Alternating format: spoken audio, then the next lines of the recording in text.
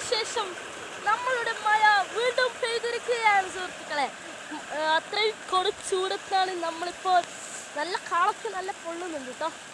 നല്ല മഴയാണ് കേട്ടോ. അതിൻ്റെ ഇടയ്ക്കാണ് ഈ ഫോണ് പിടിച്ചിട്ട് വീഡിയോ എടുക്കാൻ വന്നത്.